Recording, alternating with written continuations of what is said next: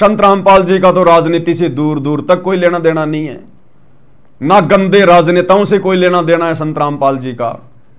अरे वो शतलोक का राजा कबीर साहब अगर धरती पर आकर अपने भक्तों से इस प्रकार की गंदी राजनीति करवाएगा तो भक्ति क्या फिर आसाराम करवाएगा या राम रहीम करवाएगा? वही गंदे कर्म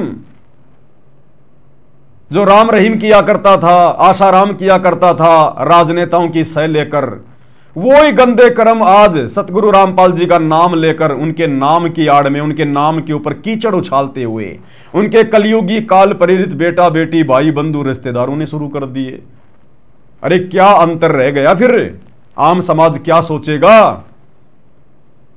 तुम लोगों ने थू थू करवा दी सतगुरु रामपाल जी की, थू थू। इसलिए भाई और बहनों, इन लोगों का ये पाखंड, ये झूठ, ये आडंबर भगत समाज के साथ साथ आम समाज में लाना अति आवश्यक है। देखो, हम भगत अवश्य हैं, लेकिन भगत का मतलब यह नहीं कि हम लोग 16वीं सदी के भगतों की तरह जैसा पंडितों ने, ब्राह्मणों ने, धर्मगुरुओं ने कह दिया हम वही करने लग जाएंगे। नहीं, हम 21वीं सदी के भगत हैं, सतगुरु रामपाल जी के भगत हैं, पूर्ण ब्रह्म परमात्मा के भगत हैं। आज हमें गुरुदेव ने अपने कर्तव्यों और अधिकारों के बारे में भी बताया है। अब वो समय नहीं है कि कोई भी पंडित जी आकर गांव में खाट पर बैठ गया, बाकी लोग जमीन पर बैठ गए और जो पंडित जी ने कह दिया उन बेचारे अनपढ़ लोगों ने मान लिया, स्वीकार कर लिया। तो आज भाई ये कोऑर्डिनेटर, शतलोक आश्रम वाले, गुरुजी के परिवार वाले हमें जो मर्जी कह देंगे, जो मर्जी आदेश दे देंगे, जो मर्जी पीला पर्चा निकाल देंगे और हम मूर्खों की भांति आंख बंद करके फॉलो कर लेंगे। भाई संभव नहीं है। हम गांधारी की तरह आंखों पे काली पट्टी बांधकर नहीं चल सकते। हम संत रामपाल जी के तत्वज्ञानी भगत हैं, उनके सतसेवक बच्चे हैं।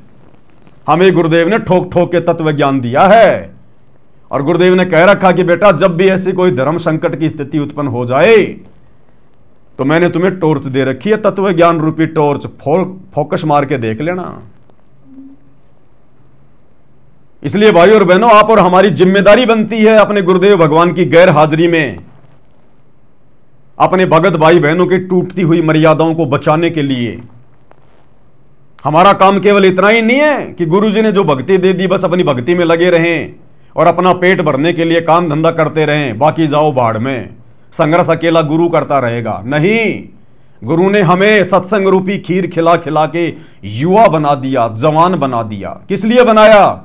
गुरु के सर में दर्द करने के लिए या गुरु का कंधे से कंधा मिलाकर अज्ञान और पाखंड को मिटाने के लिए, सहयोग करने के लिए। तो भैया जिम्मेदारियों से भगत भाग नहीं सकता। यह कह देना कि जो करेगा सो भरेगा, हम क्यों बीच में टांग अड़ाएं, गुरुजी जाने, मैनेजमेंट वाले जाने। तो भैया जब त्रिकुटी पर जाओगे और जब काल के दूत आएंगे लेके लठ, तो गुरुजी भी कह देगा कि भाई ये भगत जाने और काल के दूत जाने, ये अपनी लड़ाई खुद लड़ो, मैंने क्या लेना देना। तो भैया आज गुरु का कंधे से कंधा मिलाकर सहयोग करना पड़ेगा। गुरु ने हमें युवा बना दिया सत्संग रूपी खीर खिला खिला के। इसी दिन के लिए गुरु ने हमें परिपूर्ण किया है ज्ञान से, हर प्रकार से, कि मेरे बच्चे और काल के साथ में लड़ सकें, ज्ञान आधार से पाखंड और आडंबर का मुकाबला कर सकें। तब गुरु प्रसन्न होगा। आंख बंद करके बैठने से, बड़े बड़े भक्तों के तलवे चाटने से, कोऑर्डिनेटरों के डर से, हाथों में चूड़ियां पहनने से, मुंह पर ताला लगा लेने से गुरु प्रसन्न नहीं होगा।